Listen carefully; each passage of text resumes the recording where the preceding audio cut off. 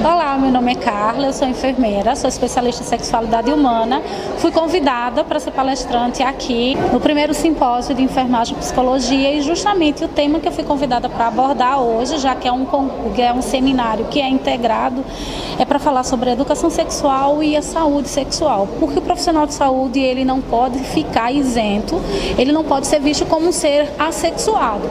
Ele trata de outras pessoas, ele toca outros corpos, mas ele tem os seus próprios corpos e tem as suas próprias bloqueios baseado nisso. Então, fui convidada por Rafaela, que é a coordenadora de enfermagem, para a gente estar nessa noite justamente conversando quais são os entraves, quais são as maiores dificuldades que o profissional de saúde ele pode enfrentar quando ele vai trabalhar com outro corpo, como é que ele encara a educação sexual e principalmente como é que ele encara a saúde sexual.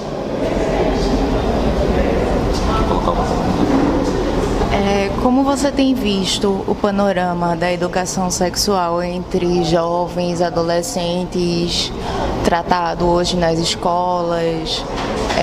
Tem tido essa orientação? Como é que tem funcionado? Como é que você avalia esse panorama?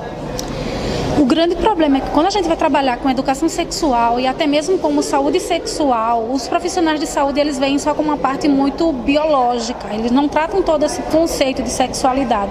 E trabalhar com adolescente, trabalhar com criança é muito complicado porque tem-se já a ideia de que quem deve ensinar a educação sexual são seus pais.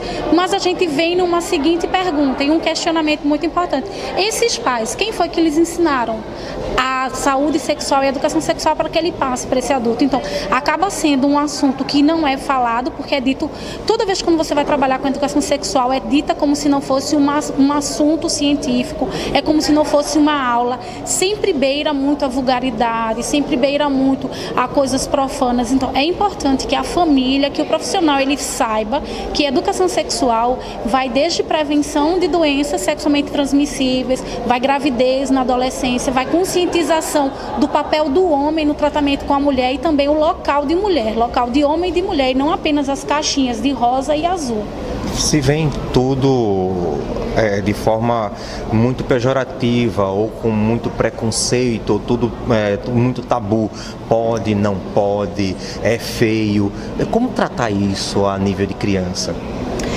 O que é importante tratar para a criança e também para o adulto é que a criança ele não entende o abstrato, ele entende só o concreto. Então todas as informações que forem dadas a partir de educação sexual e saúde tem que ser dada num nível que a criança entenda.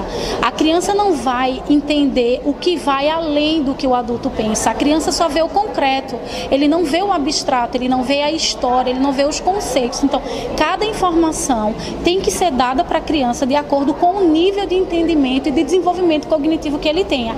É importante, com o passar dos anos, esse conhecimento ser mais solidificado, ser mais concreto. Mas o grande problema que se acha é que falar de sexualidade, falar de educação sexual é falar de profano, é falar de ato. Quando se ensina sexualidade, vai fazer o adolescente praticar. E é pelo contrário. A partir do momento que ele tem conhecimento, ele vai saber o que ele pode ou não.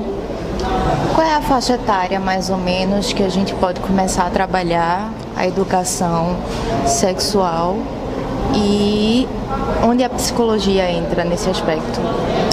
A psicologia ela tem um gancho muito forte nessa parte da educação sexual, porque a gente vai ter que identificar os níveis cognitivos, que é sensório, motor. A criança ela tem que ser ensinada em relação às fases que Freud fala sobre anal, oral e fálica, mas entender que cada criança tem um desenvolvimento diferente e as informações elas têm que ser passadas de acordo.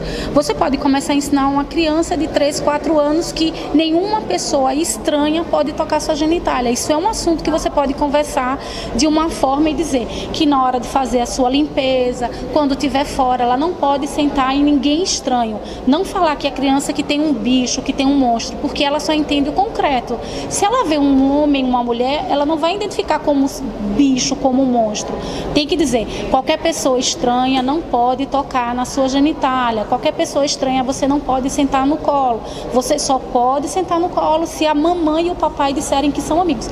E ainda nisso a gente ainda tem um conceito, porque ninguém é passível de culpa. Então isso tem que ser dito à medida que a criança vai crescendo, aumentando o nível de consciência, para depois evoluir, para evitar gravidez precoce, para o adolescente saber que não deve tocar em partes da sua namorada.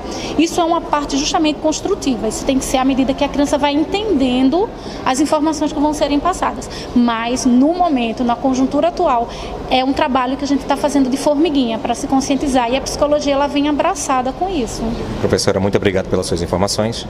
Obrigada por você, por deixar a gente pelo menos começar a falar um pouco sobre isso. O primeiro seminário integrado de enfermagem e psicologia acontece até a quinta-feira, trazendo informações para você, meu amigo internauta. Júnior Silva para o Web TV é Notícia.